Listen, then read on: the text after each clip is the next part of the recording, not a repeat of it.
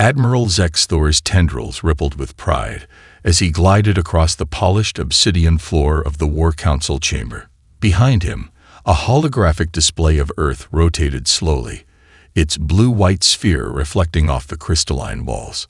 The chamber's architecture, like everything in Zexathraxian culture, embodied perfect geometric precision. Each angle exactly 120 degrees, each surface flawlessly smooth. "Esteemed council members," he began, his translator modulating his harmonic speech into something the assembly's diverse species could comprehend. "I present the culmination of 3 centuries of strategic analysis. Operation Terrestrial Subjugation is now achieving a 99.98% probability of success." The assembled council members pulsed their approval lights in perfect synchronization. All except one. Junior Analyst Krithax, whose light flickered a microsecond out of rhythm. In the Zexathraxian pursuit of perfection, even such a minute deviation was notable. The hologram shifted, displaying layers of tactical data. "Our quantum predictive engines have analyzed every aspect of human civilization," Zexthor continued. "Their primitive projectile weapons, their reliance on fossil fuels, their fragmented political structure, all weaknesses to exploit. We will strike during a Class X solar storm, which will disable their electrical infrastructure and communications." In the back of the chamber, Krithax's tendrils twitched nervously. He'd spent the past lunar cycle analyzing human entertainment broadcasts, and something about them troubled him. The sheer variety, the unpredictability, the constant innovation. It didn't fit any pattern he could quantify. Meanwhile, on Earth, Dr. Emma Sullivan was having a very bad day in her Montana laboratory. The quantum communication array she'd been developing was picking up impossible readings. The pattern suggested artificial manipulation of solar radiation, but that was crazy, wasn't it? Dr. Sullivan, her assistant, Ryan, poked his head into the lab. "The Air Force is on line 1. They're seeing similar anomalies in their deep space monitoring systems." Emma brushed her unruly red hair from her face, leaving a smudge of whiteboard marker on her forehead. "Tell them I'll call back after I check one more thing." She turned to her computer, fingers flying across the keyboard as she refined the analysis algorithm. Back in the War Council chamber, Admiral Zexthor was reaching the crescendo of his presentation. "The humans' greatest weakness is their chaos, their lack of unified purpose. They waste resources on millions of individual pursuits instead of working toward perfect harmony like us." Krithax could contain himself no longer. He raised a tendril, breaking protocol. "Admiral, with respect, I believe we may be underestimating." "Analyst Krithax," Zexthor interrupted, his color shifting to warning crimson. "Your concern for thoroughness is noted. However, the quantum engines have accounted for every variable. The humans are predictable in their very unpredictability." In Montana, Emma's computer chimed. The new analysis confirmed her fears. The solar radiation patterns weren't random. They showed signs of quantum manipulation. Someone or something was testing Earth's sun, preparing for something big. She grabbed her phone, then hesitated. Who would believe her? The academic community already considered her quantum communication theories fringe science. Calling the military about alien solar manipulation would be career suicide. Back in space, the War Council voted unanimously to proceed with the invasion. Krithax watched in silence as the execution orders were transmitted across the fleet. He thought about the human entertainment broadcasts he'd analyzed. Their stories of impossible victories, their celebrations of individual initiative, their strange ability to thrive in disorder. The quantum engines hadn't accounted for any of that because they couldn't quantify it. As Emma Sullivan stared at her computer screen, contemplating whether to risk her reputation by sounding the alarm, and Krithax watched the invasion fleet begin its final preparations, neither of them knew they were about to become key players in humanity's most unexpected defense. The perfect plan was about to meet humanity's perfect chaos, and the galaxy would never be the same. Jack Thompson wasn't supposed to be in his ham Radio Shack at 3 a.m. His wife, Carol, had been nagging him to maintain a normal sleep schedule since his retirement. But 40 years of pre-dawn radio checks were a habit he couldn't break, and tonight, that habit would save millions of lives.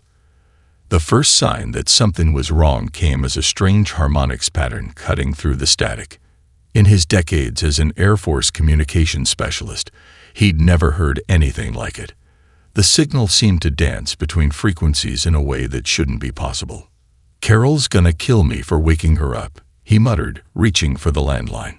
The cell networks were already down, thanks to the solar storm that had knocked out most modern communications. But his old copper wire phone, like his radio equipment, didn't care about solar interference. Across the country in Montana, Emma Sullivan was already awake, her lab humming with emergency power as she tracked the approaching anomalies. Her quantum communication array was picking up what could only be described as impossibly perfect signals, too perfect to be natural, too structured to be human. "Ryan," she shouted to her assistant, who was dozing on the lab couch, "get the backup generators online. All of them." The invasion fleet emerged from quantum space precisely on schedule, their formation a geometrically perfect pyramid of silver-white ships against the dark sky. Admiral Zexthor stood on his command deck, tendrils rippling with satisfaction as the fleet's quantum-encrypted commands flowed with perfect synchronization. Then everything went wrong. The solar storm, carefully calculated to disrupt Earth's communications, had an unexpected side effect. The quantum perfection of the Zixathraxian command signals couldn't penetrate the chaotic solar interference. But across Earth, thousands of ham radio operators, using technology the aliens had dismissed as obsolete, were still chattering away. Jack Thompson's voice crackled across the frequencies. "This is KC0ZXY. I'm tracking multiple bogies, formation approaching from high orbit. Patterns too perfect to be ours. Anyone copy?" In his tiny command pod, Krathax watched in fascination as human communications, carried by crude radio waves, continued to function while the fleet's perfect quantum network dissolved into chaos. He tried to warn them about human adaptability, about the dangers of relying too heavily on perfection. Now he was watching his predictions come true. Emma Sullivan's lab burst into activity as her quantum array picked up the fleet's communications breakdown. "They're using quantum encryption," she shouted to Ryan as her fingers flew across the keyboard. "But it's too perfect. It can't handle the solar storm's chaos. Quick, patch me into the emergency broadcast frequency." The invasion's first wave of precision-guided quantum torpedoes went wide, their targeting systems confused by the solar interference. Meanwhile, Earth's primitive radar systems, designed to function through atmospheric interference, worked perfectly. Admiral Zexthor's color shifted to a deep purple of distress as reports flooded in. The perfect formation was breaking apart as individual ships lost contact with the command network. The carefully calculated attack patterns dissolved into confusion. "Impossible," he harmonized, his translator struggling to convey his distress. "Their technology is inferior. Their methods are chaotic. They cannot be resisted." He was cut off by a human voice, broadcasting on all frequencies in perfect Zixathraxian harmonic speech. Emma Sullivan had adapted her quantum array to pierce their communications. "Attention, alien fleet. Your quantum networks are compromised, but we're willing to talk on our frequencies." In Minnesota, Jack Thompson smiled as he coordinated with a growing network of radio operators, creating an impromptu early warning system. In Montana, Emma Sullivan's fringe theories were proving to be humanity's best defense. And in his pod, Krathax began recording everything, realizing he was witnessing something unprecedented. The day perfect planning met perfect chaos, and chaos won. The invasion had barely begun, and Earth's first victory came from technology the aliens had considered obsolete. Wielded by humans, they had dismissed as primitive. It was just the beginning of their education in human unpredictability. Rebecca Wild Sky Martinez stood in her Kansas farmhouse kitchen, staring at the mixture bubbling on her stove. The concoction of corn fertilizer, agricultural lime, and her grandmother's secret tamal sauce recipe definitely violated several EPA regulations. But with alien ships hovering over her family's cornfields, environmental laws seemed less pressing than survival. "You sure about this, Becca?" her brother Manuel asked, eyeing the caustic brew. As if in answer, an alien harvester drone screeched overhead, its perfect geometric form casting an angular shadow across the kitchen window. "Those ships run on some kind of quantum stabilization," Rebecca replied, pouring the mixture into her crop duster's tanks. "Their systems can't handle chaos. And this stuff," she grinned, tightening her flight goggles. "This is pure chaos in liquid form." Meanwhile in Seattle, Mike Spider Anderson was teaching the fastest parkour class of his life. His students, a mix of professional freerunners and local teenagers, gathered on a rooftop overlooking the alien ground force's perfectly organized search grid. "They think in straight lines," Mike explained, chalk dust floating from his hands as he prepared for a demonstration. "Their neural networks can't process random trajectories fast enough. So we're going to give them something their perfect minds can't handle: pure human improvisation." Across the city, aligned with mathematical precision, the alien search teams moved in perfect formation. Their sensors were calibrated to detect human life signs moving along predicted paths: sidewalks, streets, building corridors. They weren't prepared for humans moving vertically, diving between buildings, or swinging through construction sites.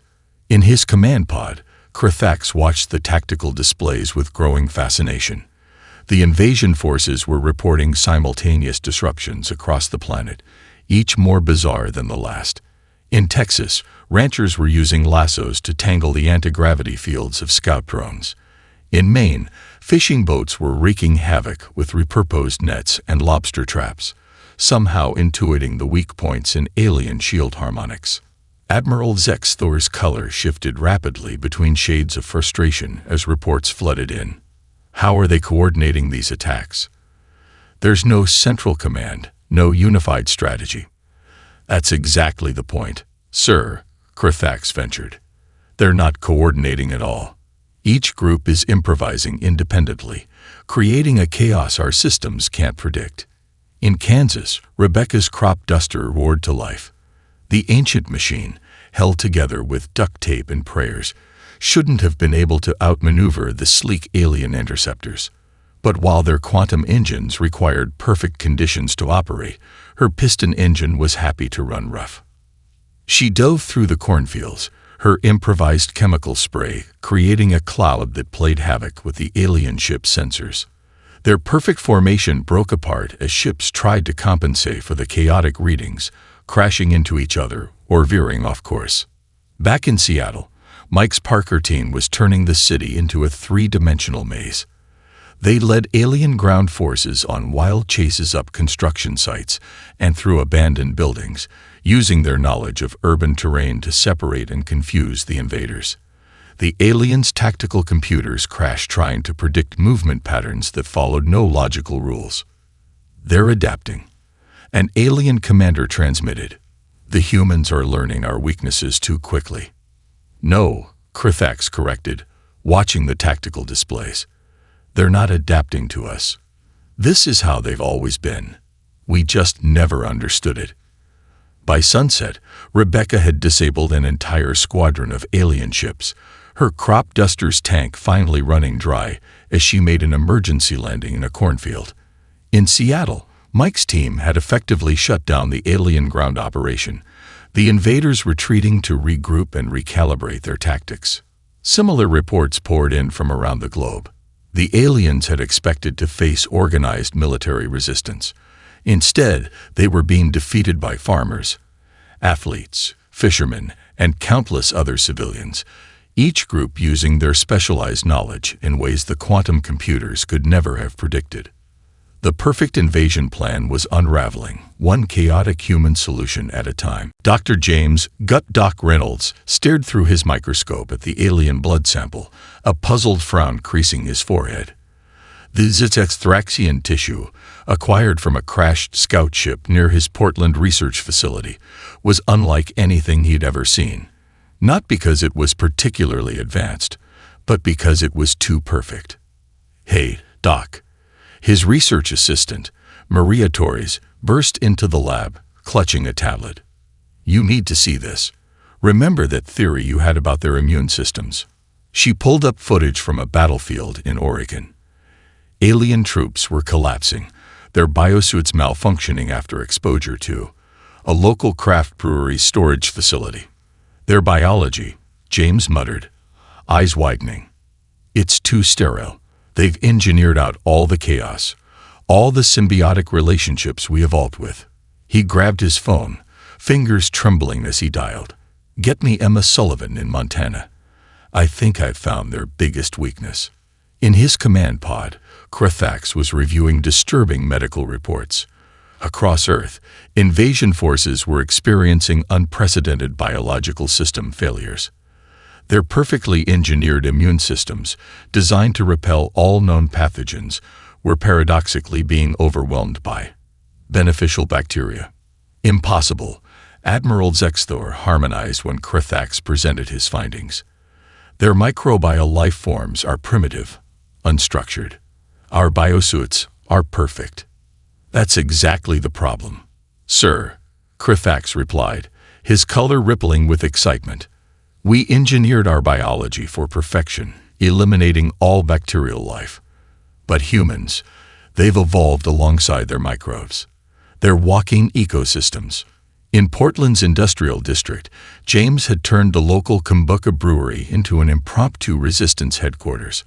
Rows of fermentation tanks bubbled with probiotic cultures, each one a biological weapon against the invaders' over-sanitized systems. "Their biosuits can stop any known pathogen," he explained to the gathered brewers and fermentation specialists. "But they literally can't process beneficial bacteria. Their systems have no framework for handling symbiotic relationships." Emma Sullivan's voice crackled over the speakerphone, like trying to run quantum calculations through an abacus. "Their biology is too perfect to handle biological chaos." Across the city, sourdough baker Lisa Chen was already putting the theory into practice. Her century-old starter culture, passed down through generations, was being aerosolized and dispersed through the ventilation systems of captured alien facilities. The invaders' troops were retreating en masse, their biosuits overwhelmed by beneficial microbes they'd never evolved to handle. The humans are weaponizing their own primitive biological state. An alien commander transmitted in panic. "Request immediate evacuation." In his lab, James watched through a microscope as alien tissue samples were overwhelmed by common probiotic strains. "They've engineered themselves into an evolutionary dead end," he explained to Maria. "They removed all biological chaos in pursuit of perfection, but that chaos is what makes us strong." The resistance spread rapidly. Yogurt makers in Wisconsin, kimchi fermenters in Los Angeles, and miso producers in Seattle joined the effort. Each local fermentation tradition became a unique weapon, impossible for the aliens to adapt to because their systems couldn't handle the fundamental concept of beneficial bacteria. Krathax, monitoring the biological disaster unfold, realized something profound. The humans weren't just surviving despite their messy biology. They were thriving because of it. Their chaotic internal ecosystems, evolved over millions of years, were more sophisticated than any engineered perfection. "Orders, Admiral?" he asked, watching as another battalion retreated from exposure to something called Kombucha Mother. Admiral Zexthor's color had faded to a sickly gray. "How can they be so alive?" Krathax suggested. "Their strength isn't in perfection, sir. It's in the chaos they've learned to live with, to work with. We never understood that." In Portland, James raised a microscope slide to the light, watching beneficial bacteria neutralize another alien tissue sample. They'd found the invaders' critical weakness, not in their advanced technology or powerful weapons, but in their pursuit of biological perfection that had left them vulnerable to the messy, beautiful complexity of Earth's microbiome. Ashley Williams never expected her TikTok account would become a weapon of war. The 16-year-old Detroit high school student had just wanted to create a dance challenge combining K-pop moves with the jerky, artificial motions she'd observed in the alien troops patrolling her neighborhood.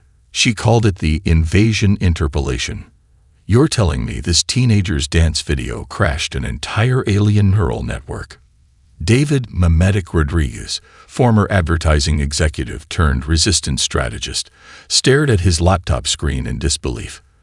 The video had spread faster than the alien encryption protocols could contain it, somehow interfacing with their neural communications. Their minds are networked for perfect synchronization, Emma Sullivan explained over their secure channel. But they've never encountered anything like human memetic evolution. Every share, every remix, every variation creates chaos in their system. In his observation pod, Krithax found himself unconsciously mimicking the dance movements as he studied the phenomenon. The human concept of viral content was proving more infectious than any biological weapon. The hive mind psychology of his species had no defense against the spontaneous, organic spread of human culture. "Sir," he reported to Admiral Zexthor, "our troops are experiencing unprecedented psychological fragmentation. They're asking questions about weekend brunch." The Admiral's color shifted to a deep ultraviolet of distress. "Explain this brunch concept immediately." "That's just the beginning," Krithax continued, his tendrils trembling. "They're also inquiring about something called Casual Friday and Pizza Night. Our psychological conditioning is breaking down under exposure to human recreational concepts." In his Manhattan office-turned-resistance headquarters, David was orchestrating a full-scale memetic assault. "These aliens operate on perfect unity," he explained to his team of social media specialists, viral marketers, and cultural anthropologists. "But humans? We thrive on remixes, reinterpretations, endless variations. Each one is a chaos agent in their neural network." Ashley's original dance had spawned thousands of variations. Grandmothers in nursing homes, soldiers in combat zones, and office workers in break rooms were all adding their own twists. Each new version created additional chaos in the alien command structure.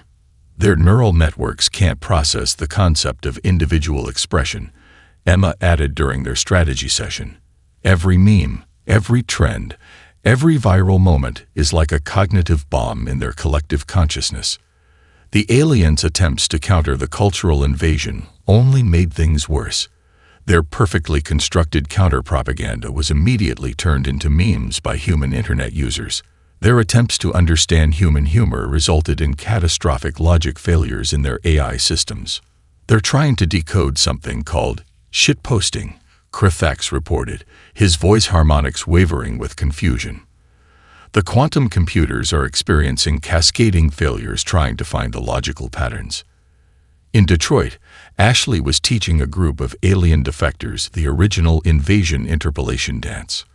The rogue aliens, their neural networks permanently altered by exposure to human culture, found themselves drawn to the chaotic joy of individual expression. "You mean you just move however you want?" one asked, its crystalline form shimmering with newfound uncertainty. "That's the beauty of it," Ashley explained, her braids swinging as she demonstrated. "There's no wrong way to do it. That's what makes it fun." The concept of fun caused another wave of defections across the invasion force.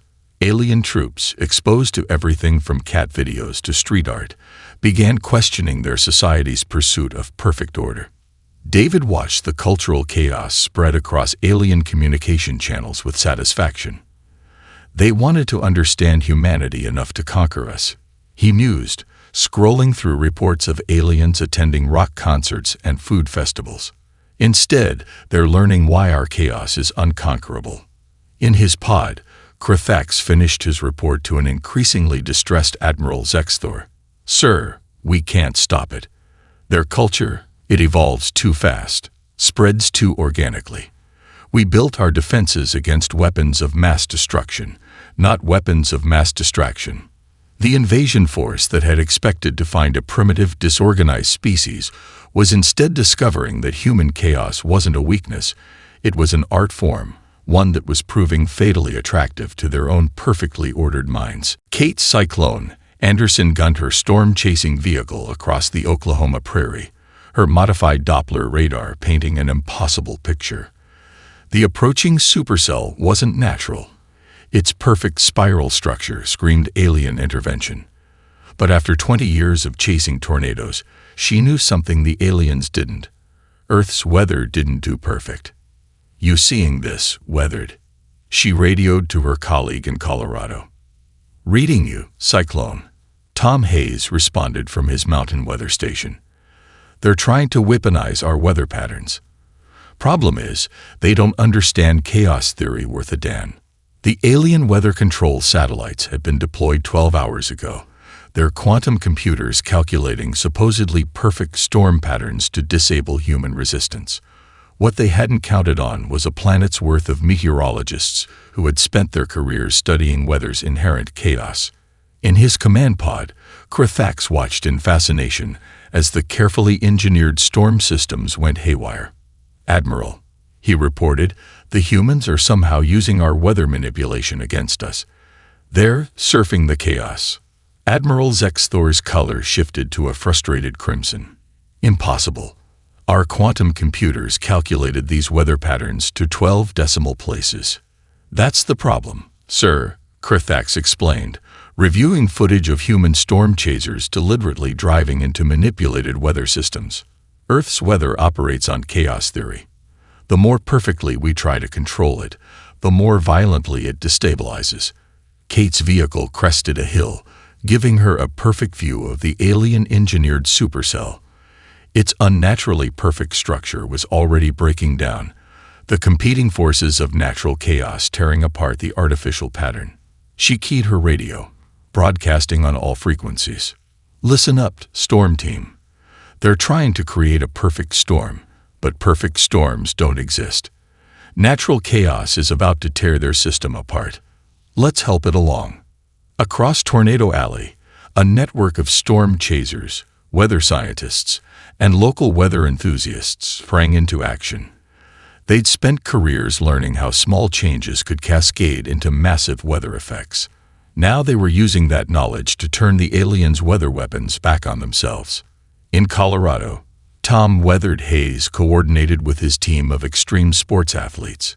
"The aliens think controlling mountain weather is about perfect calculations," he explained to a group of ski patrollers and mountaineers. "But we know it's about reading the chaos, feeling the patterns."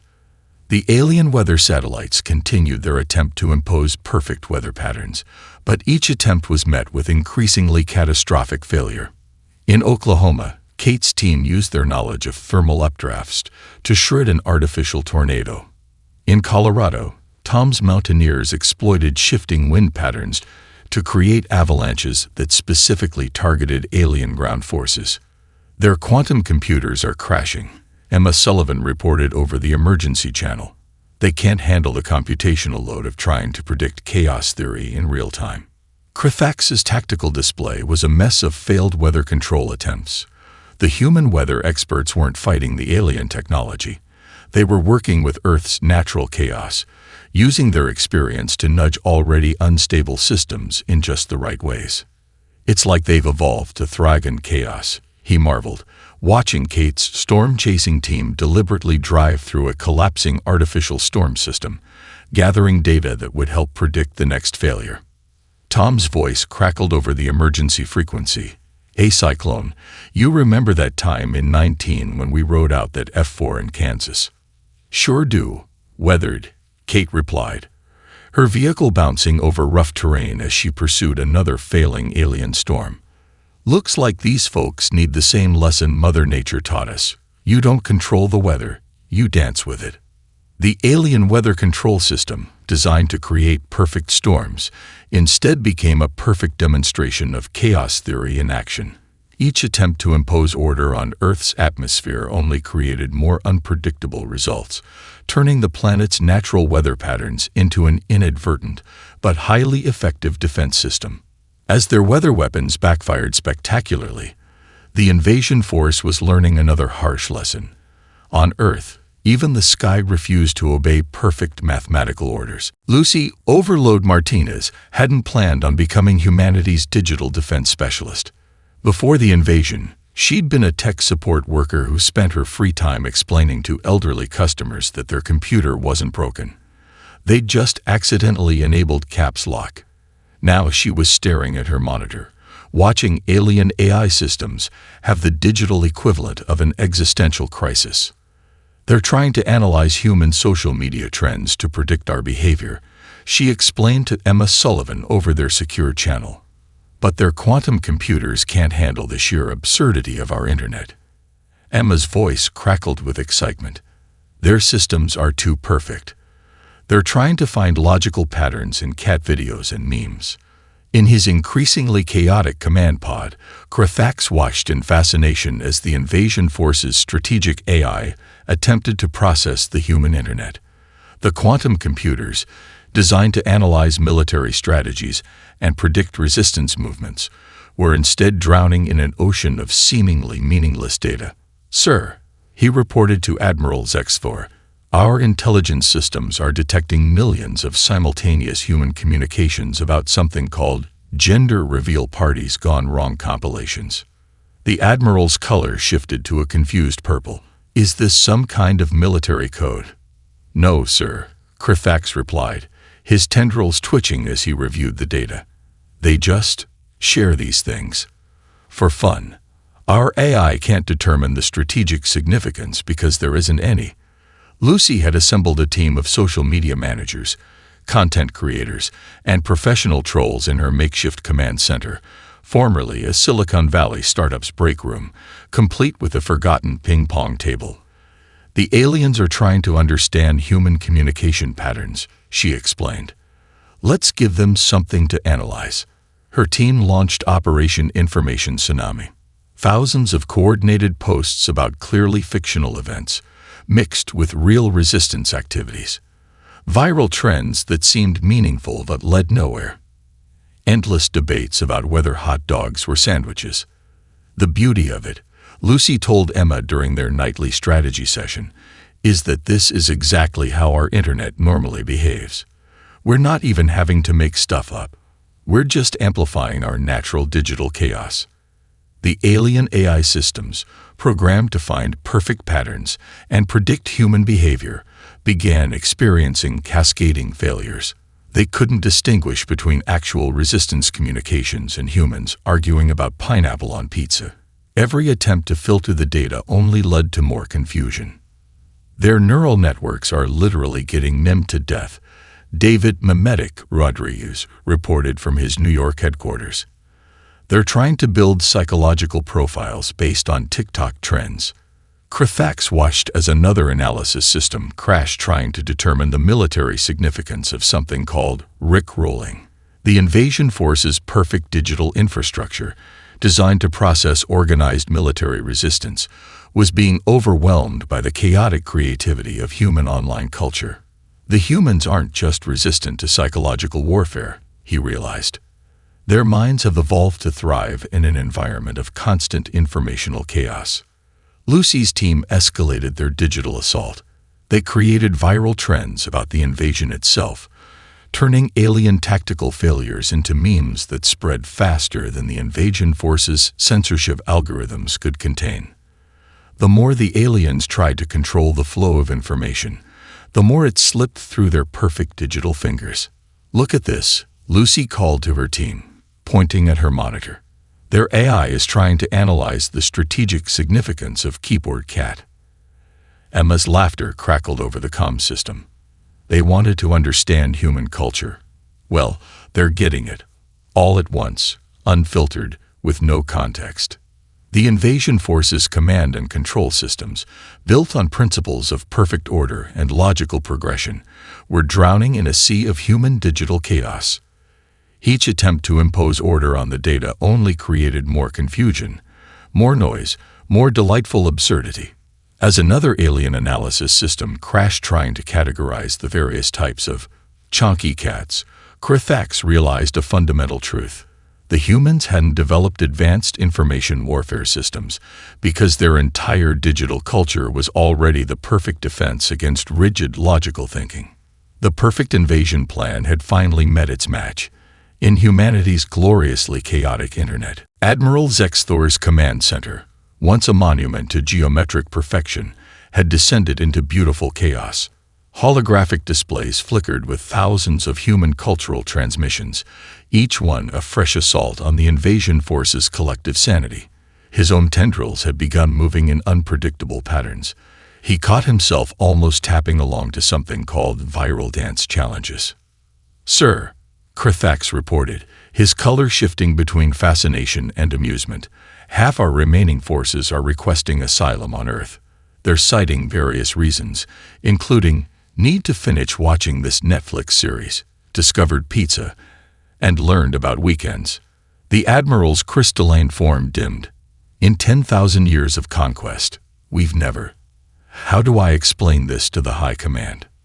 "Perhaps," Krithax suggested, pulling up footage of Rebecca's crop duster dogfighting with advanced alien fighters, "we should show them exactly how we were defeated, not by superior technology, but by superior chaos." In Montana, Emma Sullivan's lab had become humanity's unofficial victory celebration headquarters. Jack Thompson was teaching a group of defected alien engineers about ham radio, while Dr. James Reynolds explained the concept of probiotics to fascinated Zexthraxian biologists. Through the window, Kate Anderson could be seen demonstrating storm-chasing techniques to a team of weather-curious aliens. "They're like kids discovering that mess is more fun than order," Lucy Martinez observed, watching an alien trying to understand the concept of a pizza-eating competition. Her laptop displayed the latest statistics. Alien neural networks were now voluntarily consuming human social media, their perfect digital minds embracing the joy of randomness. David Rodriguez, reviewing the cultural impact reports, couldn't help but laugh. "We didn't just defeat them. We converted them. Their perfect society never stood a chance against tacos, cat videos, and the human ability to find humor in literally anything." Ashley Williams, whose TikTok dance had started the cultural revolution in the alien ranks, was now hosting intergalactic dance workshops. "It's all about feeling the rhythm," she explained to a group of crystalline forms attempting to wobble. "Stop trying to calculate the perfect moves." The formal surrender ceremony, broadcast across both human and alien networks, broke every protocol in galactic history. Instead of a grim military proceeding, it evolved into something between a peace treaty and a cultural festival. Admiral Zexthor, his color now permanently shifted to include traces of Earth's sky blue, made the official announcement. "In recognition of humanity's unique attributes, the Zexthraxian Empire hereby acknowledges Earth as unconquerable, not because of military might, but because of something far more powerful, their mastery of chaos." Krithax, who had predicted this outcome from the start, was appointed as the first cultural exchange officer. His first official act was to submit his application for Earth citizenship, citing his growing collection of Earth jazz records and his newfound addiction to street food as evidence of cultural assimilation. "You know what the funniest part is?" Emma mused during the celebration, watching aliens and humans sharing plates of global cuisine. "They came to teach us about perfection, but ended up learning that imperfection is what makes life worth living." Rebecca Martinez, still wearing her crop duster flight jacket, raised a toast to chaos, humanity's secret weapon. The victory celebration spread globally, each region adding its own cultural touch. In Seattle, Mike Anderson's Parker team was teaching aliens about the joy of unplanned trajectories. In Kansas, farmers were explaining the concept of good enough engineering to bewildered alien technicians. As the sun set on humanity's most unlikely victory, Krithax submitted his final report to the Galactic Archives. Earth's greatest defense wasn't their weapons or technology. It was their embrace of chaos, their ability to find joy in imperfection, and their remarkable talent for turning anything, even an alien invasion, into an opportunity for innovation, adaptation, and celebration. The report concluded with a warning to future would-be invaders. Earth remains undefeated not because they repelled us, but because they converted us. Their chaos is contagious, their culture infectious, and their tacos irresistible. The perfect invasion plan never stood a chance against the beautiful chaos of humanity.